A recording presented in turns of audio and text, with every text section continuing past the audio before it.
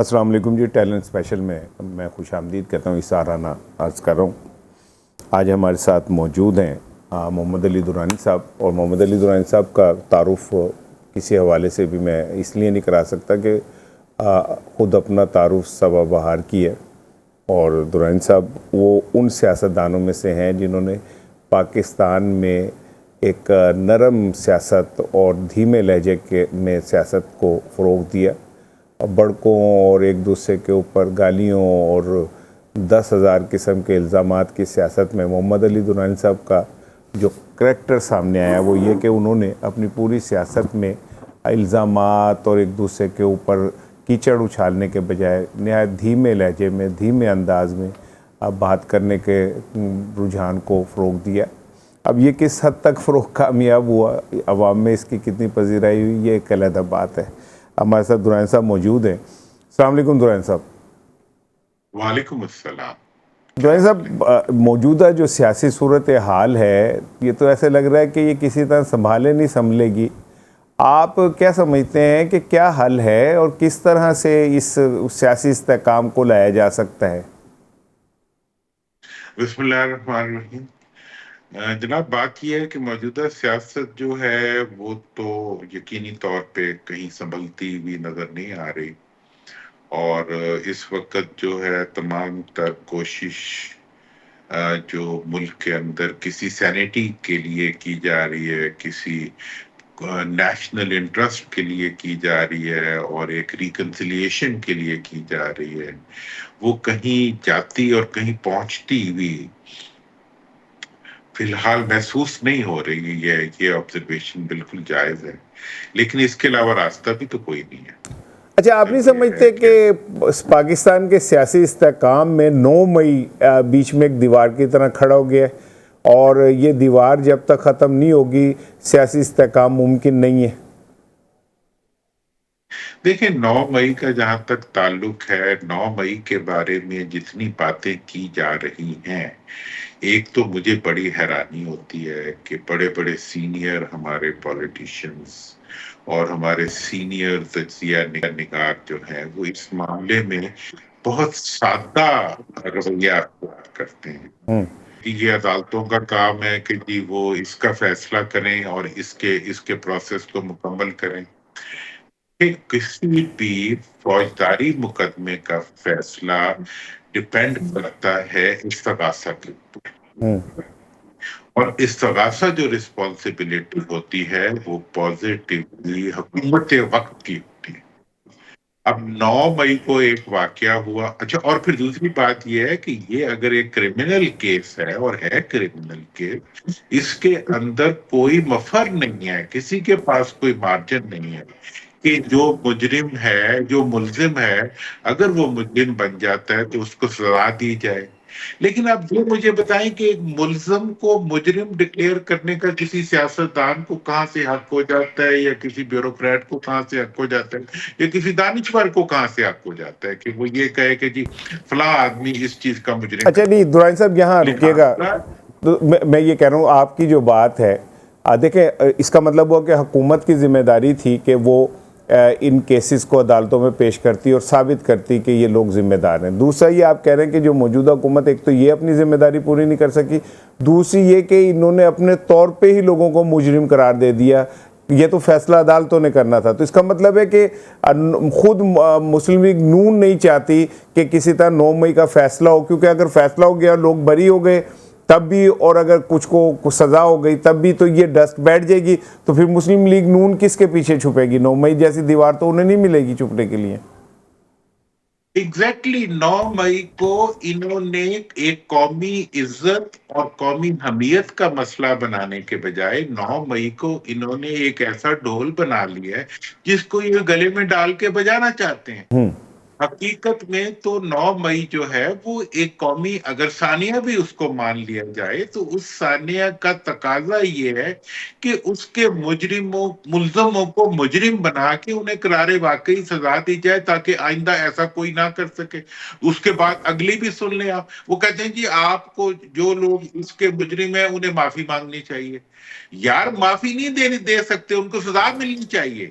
لیکن سزا کیسے ملے گی اگر 1 سال کے اندر استغاثہ پیش نہیں ہو سکا، جیلوں میں آپ نے لوگوں کو رکھا ہوا ہے، اور آپ ایک غیر قانونی اقدام کر رہے ہیں، اور آپ کسی کو اس کے منطقی انجام تک نہیں پہنچا رہے، اور پھر آپ یہ کہہ رہے ہیں؟ ٹھیک ہے درانی یہ تو صاحب، ایک بالکل ناقابل فہم اور ایک ایسی حرکت ہے جو کہ حکومتی سطح پہ ایک جرم کے معنی میں آتی ہے، اور انگلینڈ میں اگر استغاثہ اپنے ایکوزیشن کو پروف نہ کر سکے تو خود جو پروسیکیوٹر ہوتا ہے اس کو سزا مل جاتی ہے، تو اس بالکل کی صحیح، سزا تو لیکن 9 مئی درانی کی صاحب پی حکومت کو ٹی ملے آئی تو یہ بھی مطالبہ کر رہی ہے کہ اس کے اوپر ایک کمیشن بنا دیا جائے اور تحقیقات ہو جائیں، وہ تو کھلے دل سے اس کا کہتے ہیں، تو پھر اس میں کہاں پہ کوئی ایسی چیز ہے جس کی وجہ سے نہ اس کی تحقیقات ہو رہی ہیں، نہ فیصلے ہو پا رہے ہیں، نہ جو لوگ ایک عرصے سے جیلوں کے اندر ہیں ان کو ریلیف مل رہا ہے، تو کہاں پہ وہ ہے؟ پی ٹی آئی تو اس کا بارہا کہہ چکی ہے کہ اس کا بنا دیں کمیشن اور تحقیقات کروا لیں۔ صاحب دیکھیں، کمیشن بھی جو ہے، میں تو اس کے بارے میں بھی اظہار بھائی میری کنسیڈریشن ہے، کمیشن کس چیز کے لیے؟ بھائی ایک جرم ہوا ہے، اس کا ارتکاب ہوا ہے، کھلا کھلا وہ جرم نظر آ رہا ہے، تو اس جرم کا تو ایک ہی علاج ہے کہ اس کے جو مجرم ہیں ان کو سزا دی جائے۔ اگر مجرم ہیں تو ان کو سزا دی جائے، جو مجرم ہے اس کو ثابت پولیس کرے گی نا، اور کون کرے گا؟ پولیس سے پیسے پکڑے گی جو انہوں نے پکڑے ہیں۔ مطلب یہ ہے کہ یہ چیز بہت ہی کلیئر ہے، اور اس معاملے کو اس طرح سے، میں ابھی ایک صبح ایک بہت ہمارے بڑے دانشور بھی ہیں اور بھاکی وزیر بھی رہے ہوئے، اور باقی ان کا میں سن رہا تھا، وہ ایک ایسی باتیں کر رہے تھے کہ مجھے حیرانی ہو رہی تھی کہ کیا ہم قانون اور ضابطے سے پاک ملک ہیں؟ کہ اور اچھے اچھے جو مطلب ہمارے پاس صحافی بھی ہیں، وہ بھی ایسی باتیں کر رہے ہوتے ہیں، آئی فیل سوری فار دیم کہ یہ کیا ایکوزیشن ہے کہ جی 9 مئی کا ڈھول بجانا ہے، سزا کسی کو نہیں دینی، ٹھیک، اور جیلوں میں لوگوں کو رکھنا ہے، اور سزا نہیں، اور ملک پورے کو پیرالائز کیا ہوا ہے 9 مئی کے نام پہ۔ اچھا سر، مطلب 9 مئی یہ کے حوالے سے کچھ لوگ جو ہیں جیسے عمر سرفراز چیمہ ہیں، عالیہ حمزہ ہیں، صنم جاوید ہیں، ڈاکٹر صاحبہ ہیں، اور اس طرح کے جو لوگ ہیں، عمر چیمہ کے تو حالت دیکھی نہیں جاتی، جو ان کی حالت بنی ہوئی، اور جو وہ بتاتے ہیں کہ ان کو ساتھ وہاں پہ جیل میں جو سلوک روا رکھا جا رہا ہے، تو قانون اور انصاف کے ضابطے اور یہ ہماری عدلیہ کیوں نہیں اس کے اوپر کوئی ایکشن لیتی کہ اگر کوئی ذمہ دار ہے تو اسے سزا دیں، اور اگر نہیں ہے تو وہ گورنر پنجاب رہے ہیں، اور باقی جیسے صنم جاوید کو اور عالیہ حمزہ کے لیے ان کا جسمانی ریمانڈ ہی نہیں ختم ہو رہا ابھی تک، تو اس پہ ہماری عدالتیں کیوں نظر انداز کر رہی ہیں اس معاملے کو؟ دیکھیں، اس کے گرد انہوں نے ایک خوف کا حالہ کھڑا کیا ہوا ہے 9 مئی کے اگینسٹ، اور 9 مئی کو انہوں نے ایک بہت ہی مطلب ڈیفائنڈ ایکوزیشن میں کنورٹ کر دیا ہے، ایک جرم بنا دیا ہے 9 مئی کے اندر ایکیوز ہونے کو۔ مطلب یہ ہے کہ جس جرم کی حکومت خود مرتکب ہو رہی ہے، اس جرم کو ان لوگوں کا جرم بنا دیا گیا ہے جن کو اس میں ایکیوز کیا گیا ہے، ان کو جیلوں میں رکھا جا رہا ہے، ان کو انتہائی مشکل حالات میں رکھا جا رہا ہے، ان کو تذلیل کی جا رہی ہے، خواتین کو رکھا جا رہا ہے۔ بھائی اگر کسی نے کیا 1 سال میں جس چیز کو آپ سزا نہیں دے سکے، جس چیز کا آپ استغاثہ پیش نہیں کر سکے، جس کو آپ ثابت نہیں کر سکے، میں تو سمجھتا ہوں کہ جو اس چیز پہ مقدمہ بنانے والے لوگ ہیں ان ساروں کو کورٹ کھڑا کر کے ان کو جیل میں بند کرے، اور ان سے پوچھے کہ تم نے اتنا عرصہ کیوں نہیں اپنی ڈیوٹی کی؟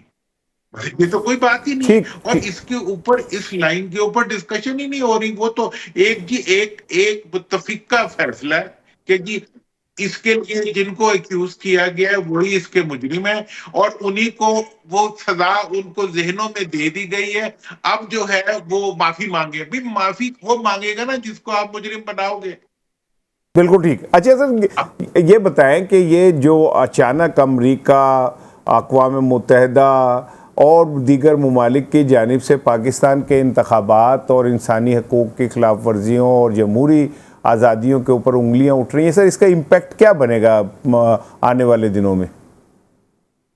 دیکھیں، اس کا ایک تو پریکٹیکل آسپیکٹ ہے، اور پریکٹیکل آسپیکٹ یہ ہے کہ امریکہ کے اندر بھی انتخابات ہو رہے ہیں اور وہاں پہ پاکستانیوں کی ایک بہت بڑی کمیونٹی ہے اور وہ کمیونٹی وہاں پہ ویل آف بھی ہے، انفلوئنشل بھی ہے، ان کے ووٹس بھی ہیں، اور ابھی امریکن پولیٹیشنز نے انڈیا کے اندر مودی فینومینا کو بھی ریڈ کر لیا ہے کہ مودی نے کنفرنٹ کیا مسلم کمیونٹی کے ساتھ، ان ٹرن مسلم کمیونٹی کا ایک بلاک ووٹ جو تھا اس کے اگینسٹ پڑا اور اس نے جو 400 سے پار ہونا تھا وہ 300 سے نیچے آ گیا. ٹھیک ہے. اب اس صورتحال میں امریکہ کے اندر خواہ ریپبلکنز ہوں خواہ ڈیموکریٹس ہوں، دونوں پارٹی کے امیدوار جو ہیں وہ اپیزمنٹ کے لیے پاکستانی کمیونٹی کی ڈیمانڈز کو رسپونڈ کر رہے ہیں. تو پاکستانی کمیونٹی کی جو ساری کمیونٹی ہے کیا وہ ساری پی ٹی آئی کے ساتھ کھڑی ہوئی ہے؟ جی کیا وہاں امریکہ کی مسلم کمیونٹی ساری کی ساری پی ٹی آئی کے ساتھ کھڑی ہے؟ پاکستانی کمیونٹی جی جی جی، میں اسی کی بات کر رہا ہوں.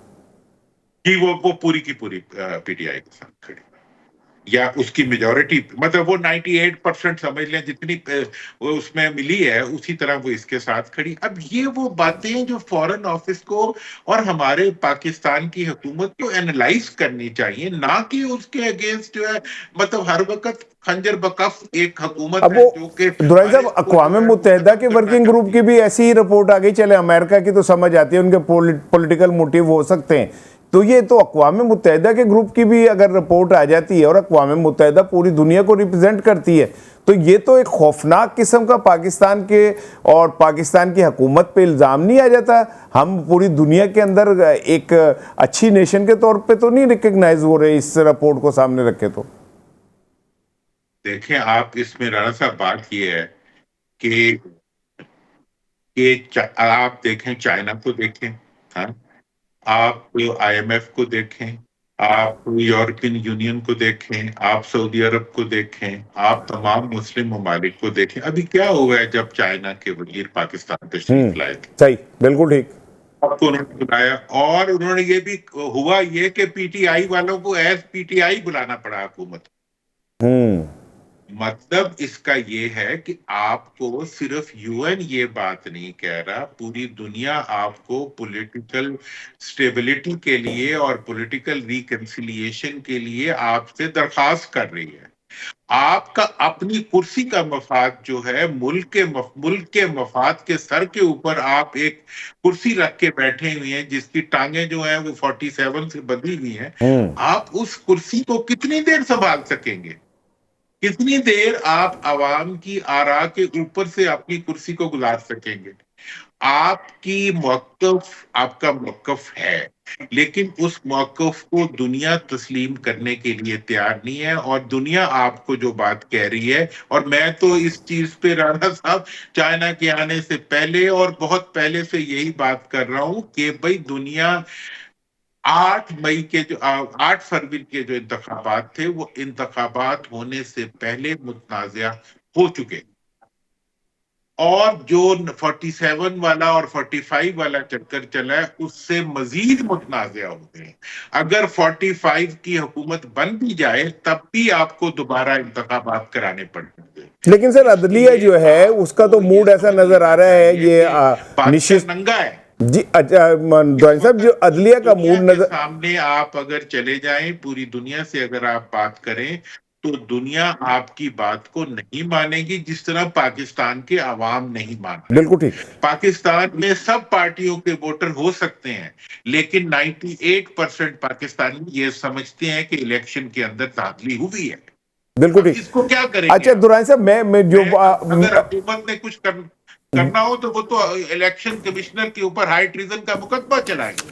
سر میں اسی طرف آ رہا تھا درانی صاحب کو اپیزمنٹ ملے. جی میں اسی طرف آ رہا تھا کہ پاکستان میں جتنا کیوس ہے میں سمجھتا ہوں کہ الیکشن کمیشن اور اسپیشلی الیکشن کمشنر صاحب کی اس کے ذمہ دار ہیں. عدالت میں بھی سپریم کورٹ میں بھی ان کا پچھلے کچھ دنوں سے نام لیا جا رہا ہے، لیکن ایسا لگتا ہے کہ سپریم کورٹ چیزیں مینیج کر لیتی ہے. مثال کے طور پر ٹریبونلز بنے اور لاہور ہائی کورٹ کے چیف جسٹس صاحب سابق جو ہیں انہوں نے ٹریبونلز بنائے لیکن سپریم کورٹ نے اسے ختم کر دیا. اسی طرح مخصوص نشستوں کے حوالے سے بھی قاضی صاحب کا جو موڈ ہے اور جو انداز ہے وہ یہ بتا رہا ہے کہ وہ الیکشن کمیشن کے ساتھ کھڑے ہوئے نظر آ رہے ہیں. تو ایسا لگ رہا ہے کہ آپ نہیں سمجھتے کہ پورا جو نظام ہے وہ ایک جانب کھڑا ہو گیا ہے اور 45 اور 47 کے درمیان ایک لکیر بن گئی ہے؟ دیکھیں، پورا نظام جو نظام اس وقت کھڑا ہوا ہے وہ عوام کے خلاف کھڑا ہوا. عوام کے خلاف جو قوتیں کھڑی ہوتی ہیں اور جو ادارے کھڑے ہوتے ہیں وہ نقصان اٹھاتے ہیں. اس وقت یہ سمجھ کرنا حکومت کی ذمہ داری ہے کہ حکومت اس وقت آگے بڑھنے کے بجائے پیچھے ہٹے. اقتدار کی حصول اور اقتدار کے دوام میں اندھا ہونے کے بجائے زمین کے حقائق اور نکلی ہوئی روشنی کے اندر چیزوں کو دیکھنے کی کوشش کرے. اس وقت آپ کہیں نہیں جا سکتے عوام سے بچ کے. عوام ایک جگہ پہ کھڑے ہیں. عوام کے ووٹ کو آپ کو اب جس سوشل میڈیا کے میں جس ایک اویئرنیس کے دور میں آج آپ داخل ہو چکے ہیں، اس کے اندر آپ لوگوں کے اوپر بوری ڈال کے اور کمبل ڈال کے اور ان کو جیلوں میں بند کر کے اور ان پہ مقدمے بنا کے اور ان کی تذلیل کر کے اور ان کے گھروں کے اندر گھس کے ان کو نہیں لے اور کر سکتے، ان کو نہیں دبا ٹھیک ہے سکتے. درائن اور صاحب، اب تو آپ خود رسوا ہو رہے ہیں دنیا ٹھیک کے اندر. ٹھیک. ان حکمرانوں کی خواہش اقتدار کی بھیٹ جو ہے پورے ملک کی معیشت چڑھ رہی ہے، پورے ملک کے عوام چڑھ رہے ہیں اس کی بھیٹ.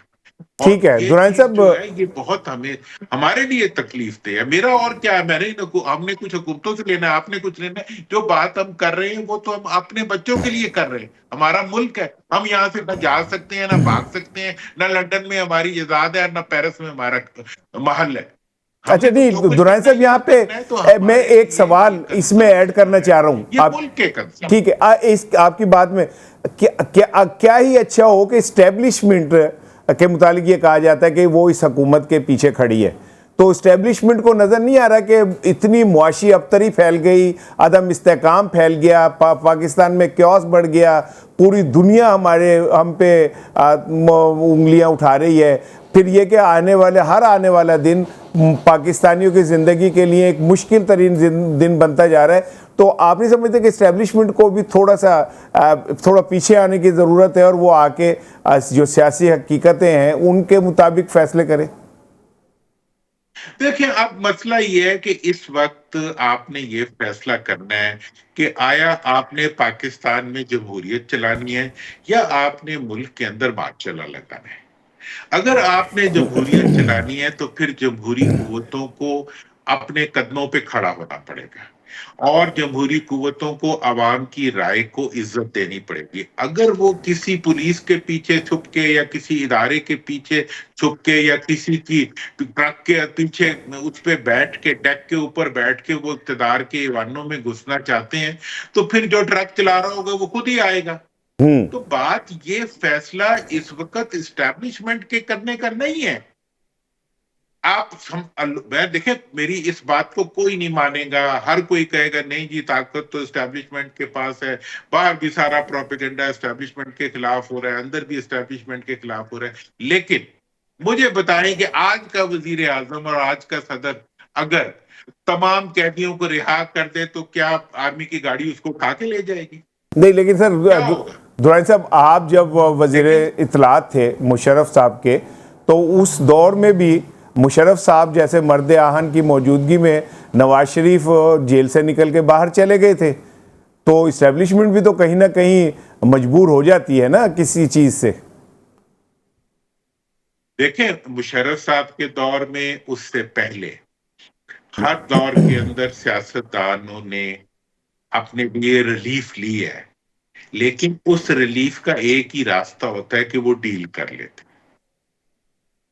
ٹھیک ہے جی، ڈیل کرنے کے بعد انہیں ریلیف مل جاتی ہے.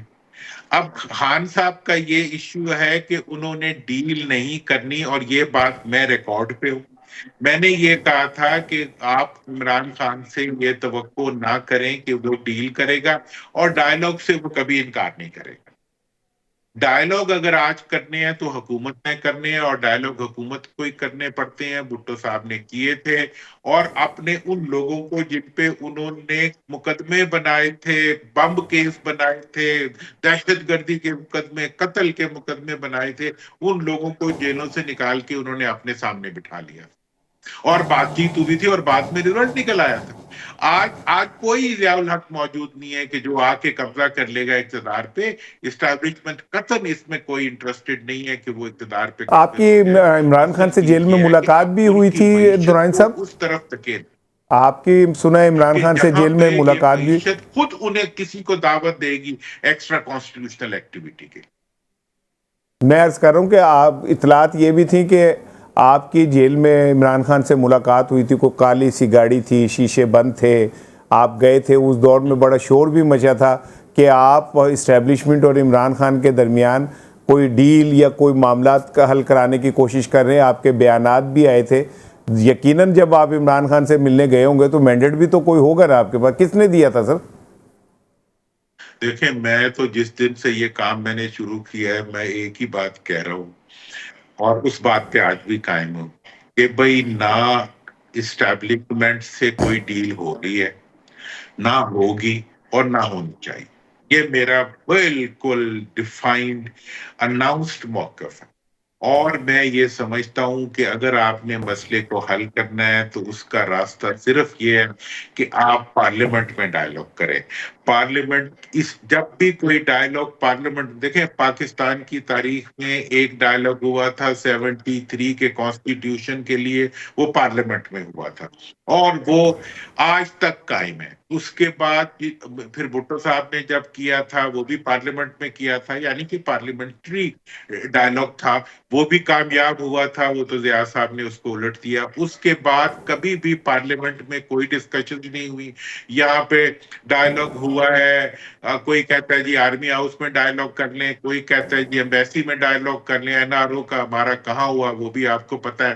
ٹھیک ہے اس طرح درانی سے، صاحب، اس لیے وہ ساری ڈیلز تھی۔ میں ایک بریک لے رہا ہوں، بریک کے بعد آؤں اگر گا۔ آپ چاہتے آپ ہیں اصل سوال تھا میں پھر پوچھوں گا کہ آپ عمران خان سے ملنے جیل گئے تھے، اور وہ کس کی اجازت سے گئے تھے، کیا مینڈیٹ تھا، اور وہ ڈیل یا وہ معاملات جو تھوڑی برف پگھلانے کی کوشش تھی وہ کیوں نہیں بننے چڑھ سکی؟ ایک بریک لے رہا ہوں جی، بریک کے بعد آتا ہوں۔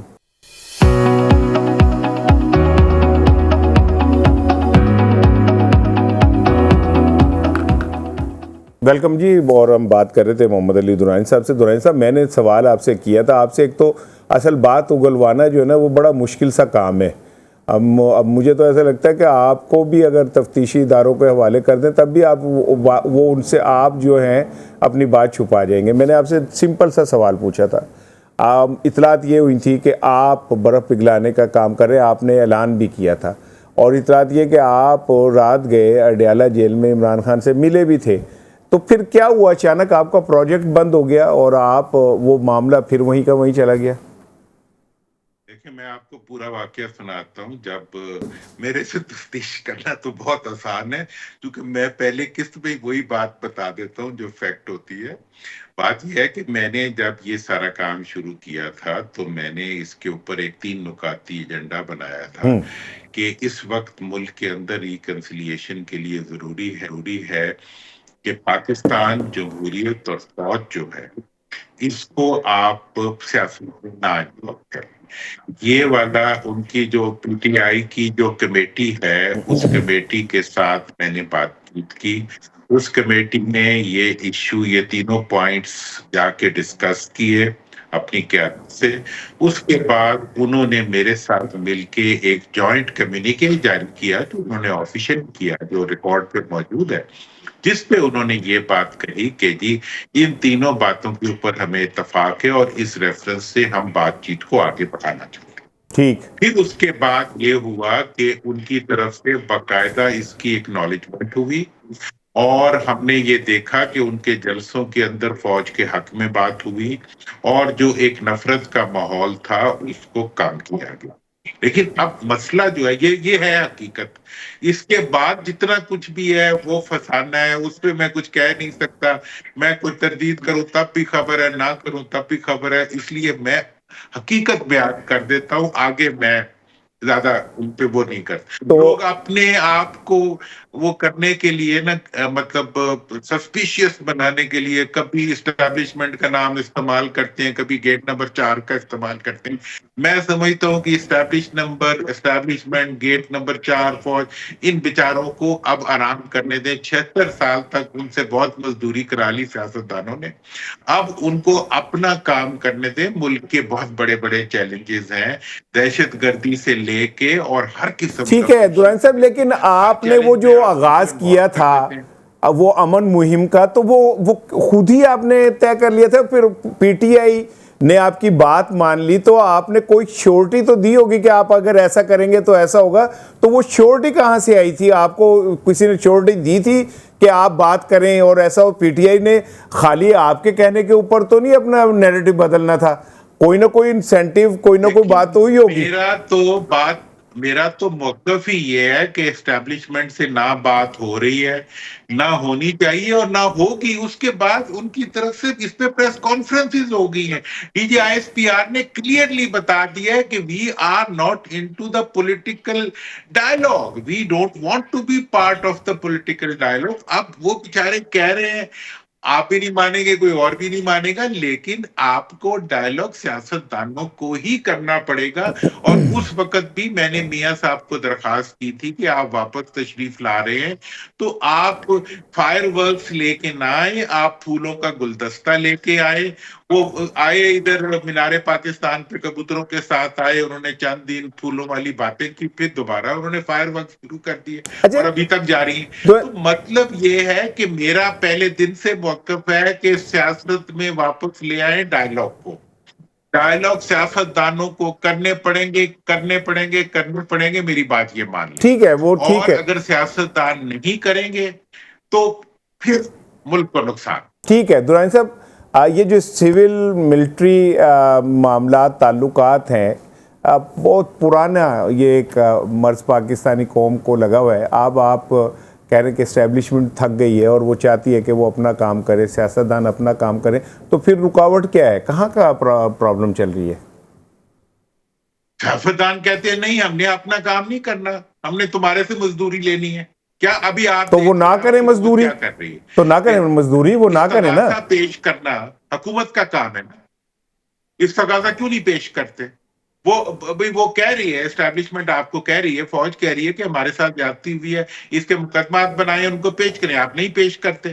آپ بیانوں کے ذریعے مجرم بنانا چاہتے ہیں، بیانوں کے ذریعے آپ مافیا منگوانا چاہتے ہیں.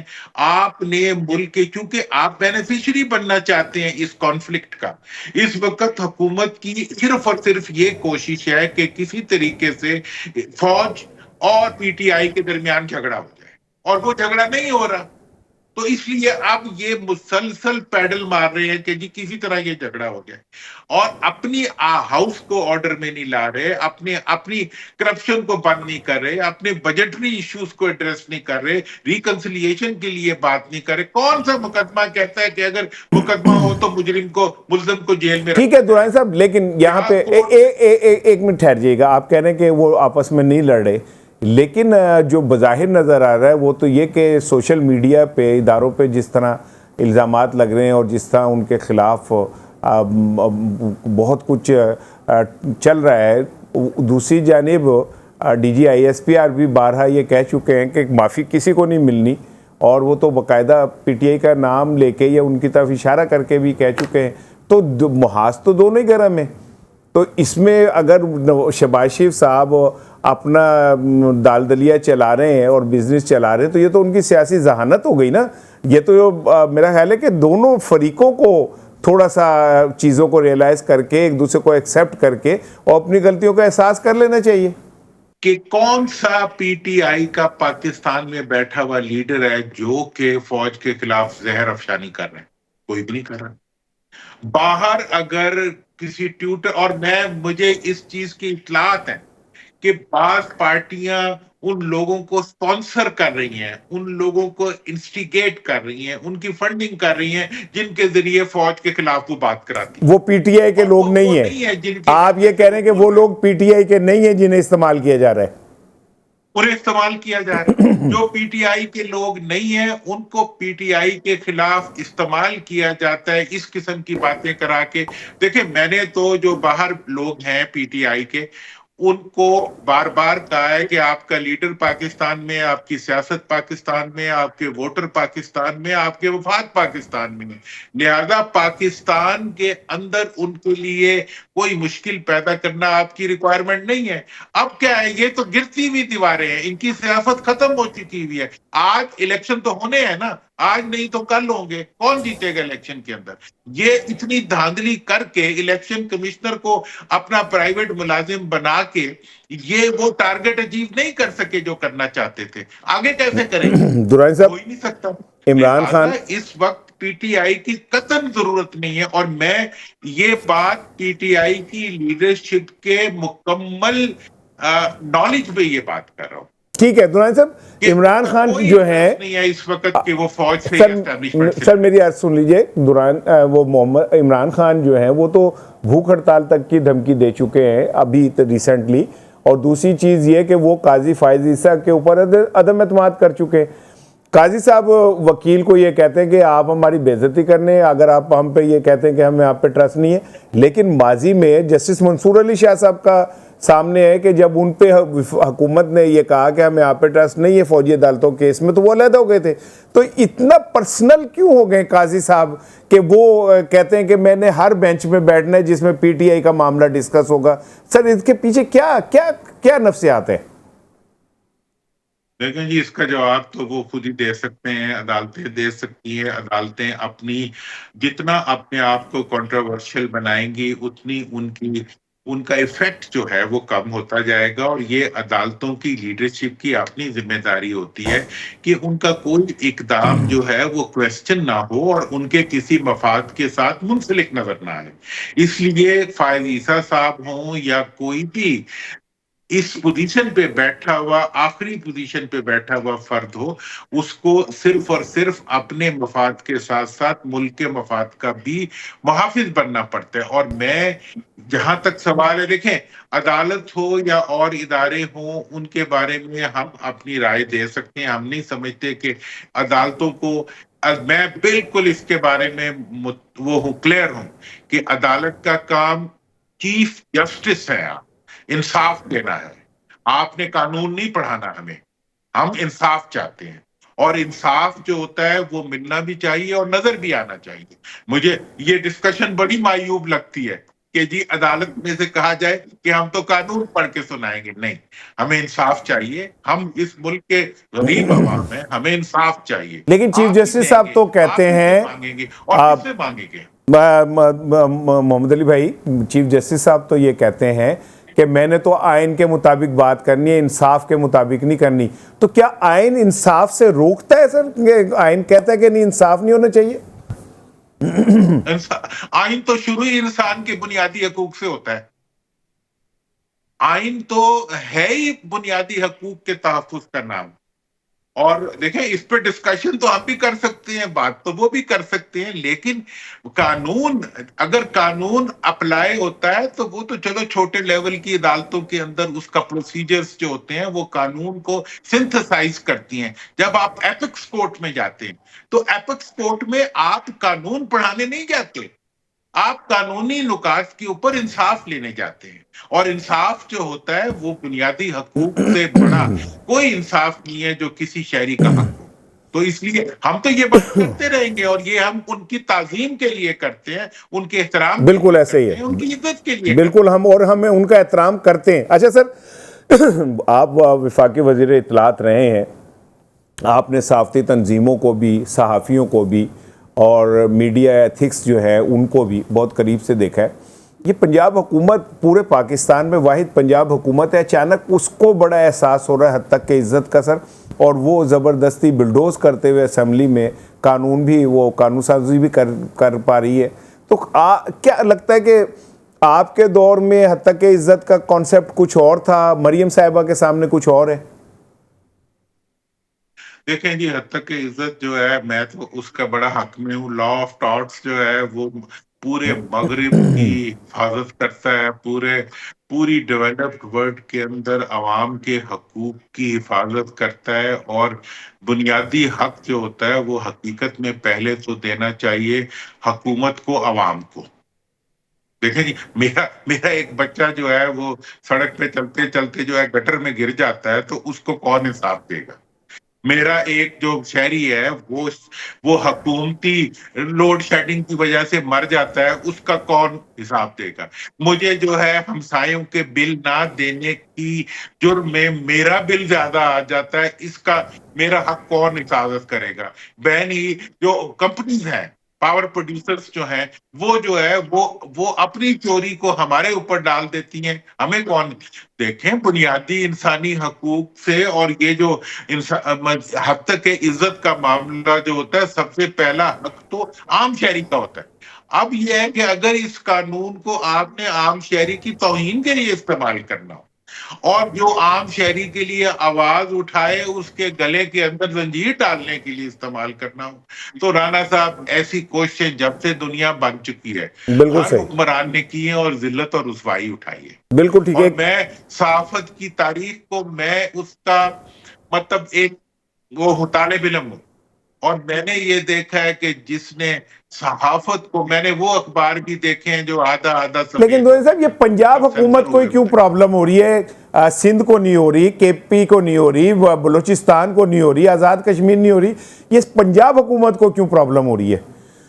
इसलिए हो रही है कि इलेक्शन से पहले मैंने पूरे पंजाब का दौरा किया, घूमा फिरा, तो मुझे लगा कि मैं बांग्लादेश में फिर रहा हूं, क्योंकि पंजाबी के बारे में ये तासुर था कि पंजाबी रिएक्ट नहीं करता। बंगाली जमहूरी इश्यूज पे बहुत ज्यादा रिएक्ट करते थे, कराची वाले भी रिएक्ट करते थे, पंजाब में नहीं होता था रिएक्शन। लेकिन अब मैं ये बता दूं कि पंजाब ट्रांसफॉर्म हो गया है, पता नहीं कैसे हो गया, मुझे नहीं पता, लेकिन इस वक्त, और वो कहते हैं, एक पंजाबी का मुहावरा है, ना छेड़ मलंगा नो, ठीक है, नहीं तो तोड़ देंगे टंगानू है। ये कहूंगा कि पंजाब को मत छेड़ो। पंजाब जब उठ खड़ा होता है तो बाय गॉड, मतलब हमने 77 की तहरीक थी ना, पूरे पाकिस्तान में हर जगह चल, ठीक है साहब, एक और खड़ा हो गया, कुछ नहीं बचा था किसी के। एक ब्रेक ले रहा हूँ, ब्रेक के बाद इसी पे बात करेंगे कि पंजाब हुकूमत आखिर करना क्या चाहती है, हद तक इज्जत बिल के हवाले से, कानून के हवाले से। और दूसरी चीज़ ये है कि ऑल पार्टीज़ कॉन्फ्रेंस में इमरान खान के बगैर क्या वो कोई रिजल्ट दे सकेगी, बात करेंगे दुरानी साहब से। एक ब्रेक लेते हैं।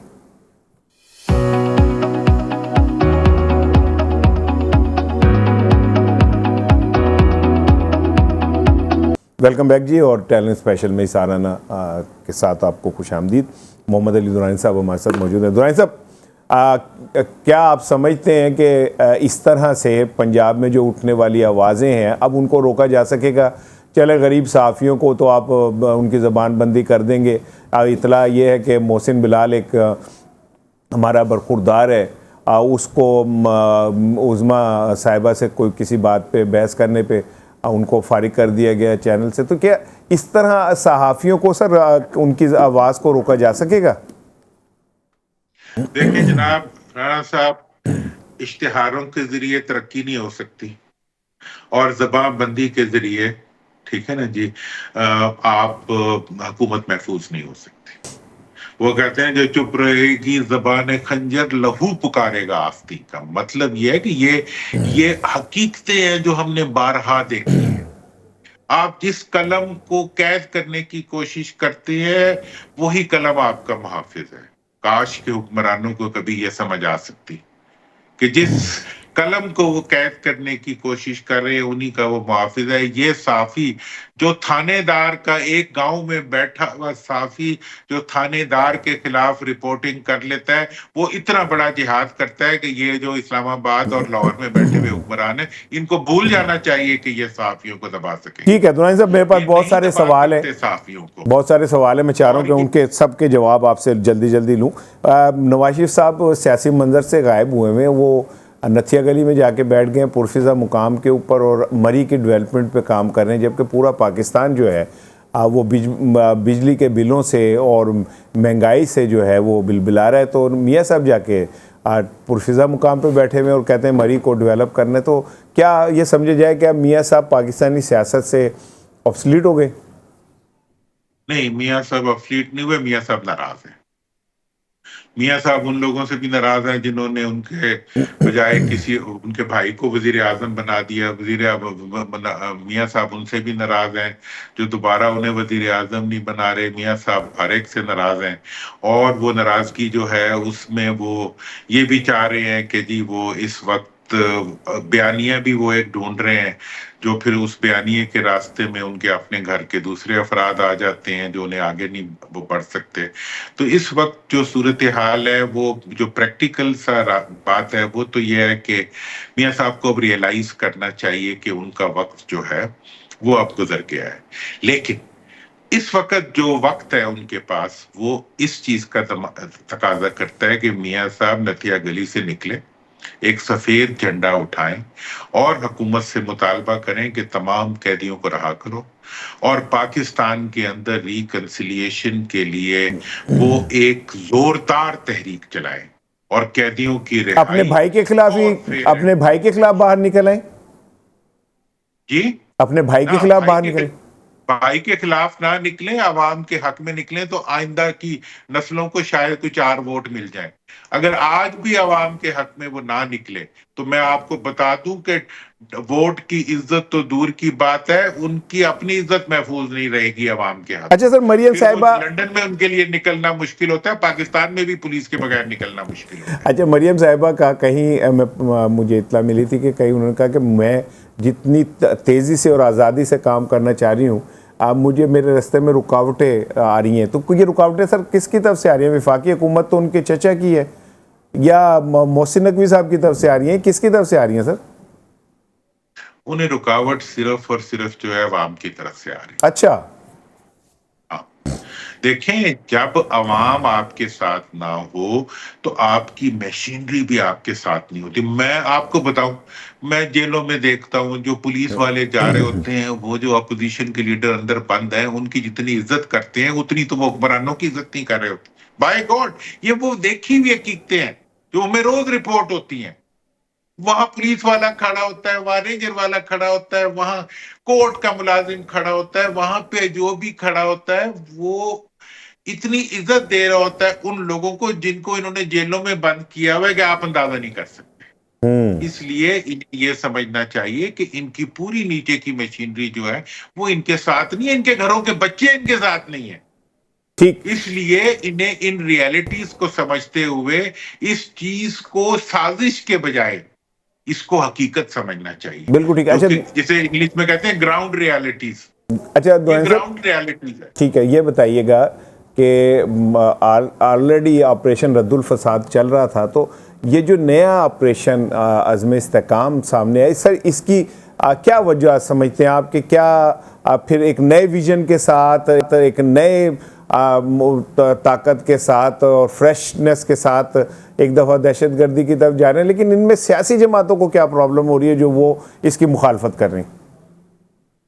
دیکھیں، سیاسی جماعتیں اس کی مخالفت کرنی ہے کہ پرائم منسٹر صاحب نے جو فرسٹ بریفنگ اس کے بارے میں دی تھی وہ تھوڑی حقیقت سے ہٹتے ہوئی تھی۔ اچھا، بعد میں اس کو انہوں نے کلیریفائی بھی کیا، یہ آپریشن کسی کے خلاف آپریشن نہیں ہے، حقیقت میں یہ قوم کو مزید متحد کرنے کا آپریشن ہے، معیشت کو ریوائیو کرنے لیکن سر کیسا متحد کرنے کا آپریشن ہے کہ پاکستان کے میجر جو سٹیک ہولڈر جماعتیں ہیں وہی اس کے خلاف چلی گئیں، تو متحد کیسے ہو گئے؟ وہ تو کے پی کے علیحدہ ہو گیا، اے این پی، فضل الرحمان صاحب، جماعت اسلامی، سب اس کے خلاف کھڑے ہو گئے، تو متحد کیسے ہو گئے سر؟ دیکھیں، اسی لیے تو میں بتا رہا ہوں کہ جب کیس ہی آپ نے غلط پریزنٹ کر دیا اور آپ کے اپنے لوگوں نے اس کو صحیح طریقے پہ ڈیفینڈ نہیں کیا، آپ جو کام کر رہے تھے، جو کام اس کے بعد اب تک کیا ہوا ہے آپ مجھے بتائیں، کیا نیا ہوا ہے جس کے خلاف لوگ کھڑے ہوں؟ کچھ بھی نہیں ہوا۔ حقیقت تو یہ ہے کہ وہ انٹینشن تھی جس کے نتیجے میں آگے چل کے، اور آج آپ دیکھیں جو دہشت گردی ملک میں بڑھ رہی ہے، جو دہشت گردی کے چیلنجز ہیں، हर दोस्त यही बात कर रहा है, मैं बार बार इस चीज को रिपीट करता हूं कि आपको पॉलिटिकल रिकंसिलिएशन, स्टेबिलिटी चाहिए, इकोनॉमिक चाहिए, ताकि आप मुल्क की सिक्योरिटी को इंश्योर कर सकें और यह डेवलपमेंट हो सके। अब वो डेवलपमेंट जो है वो दबाकों के अंदर तो नहीं हो सकती। दबाकों को अगर आपने रोकना है तो कौम को मुत्तहिद होना पड़ेगा। अब अच्छा करें, अभी जो इन्होंने ऑल पार्टीज कॉन्फ्रेंस बुलाई है, अगर बुलानी है तो फिर जेल के दरवाजे खोलें, जेल में बैठे हुए लोगों को अपने सामने बिठाएं। यार वो कौन है? वो कोई दहशतगर्द है?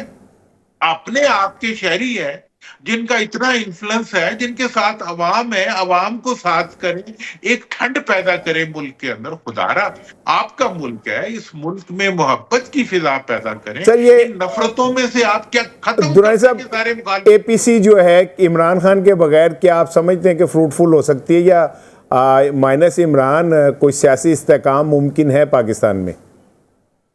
मैं तो समझता हूं कि जी आपको पहले दिन इमरान खान को छोड़ के उनको बुला लेना चाहिए। उसके नतीजे में पूरे मुल्क के अंदर एक कूलिंग इफेक्ट पैदा हो जाएगा। कोई ये तवक्को ना करें कि कोई इंतकाम शुरू हो जाएगा और कोई किसी के खिलाफ खड़ा हो जाएगा, कुछ कुछ भी नहीं होगा।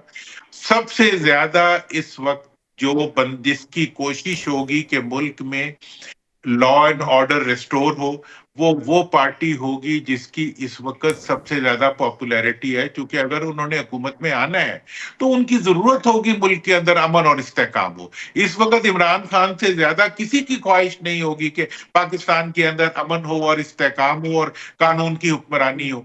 इसलिए अगर आप उसको अपने दाएं साइड पे करेंगे, आपका भी फायदा होगा, मुल्क का भी फायदा होगा। अब ये बात कैसे समझाए कोई किसी को? उनको तो सर यार उनसे जो लोग मिलने जाते हैं उन्हें मतलब दो ये दो है कि तीन वो तीन सियासी घंटे, बात है जो इनको समझ नहीं आती। दुरानी साहब उनसे तो जो मिलने जाते हैं और वो कोई आम लोग नहीं होते, उसमें कायदे अपोजिशन लीडर कौमी असम्बली का, अपोजिशन लीडर सेनेट का, वो अरकान असम्बली होते हैं, वो कई कई घंटे उनको इंतज़ार कराया जाता है और मिलने नहीं दिया जाता।